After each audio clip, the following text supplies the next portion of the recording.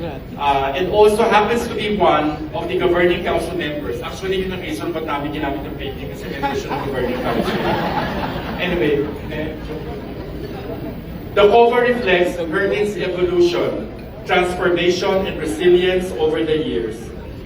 The Nautilus, with its quiet spiral growth, speaks of the continuity of knowledge where each layer carries the wisdom of the past, while opening space for the knowledge of today and tomorrow.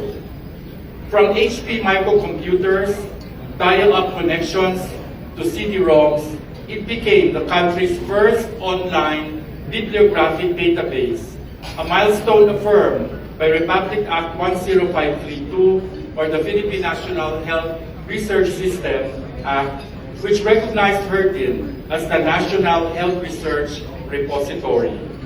This book also shows that the story of Herdin is as much almost people as it is about systems. It is found in the Herdin on tours, caravans, in research camps, in orientations, in mentoring and training the next generation of health researchers, scientists, faculty, and students, and in the many institutions committed to sharing their work with us. In its closing chapters, Herdin looks toward the next horizon. It calls for a transformation from static records to a dynamic knowledge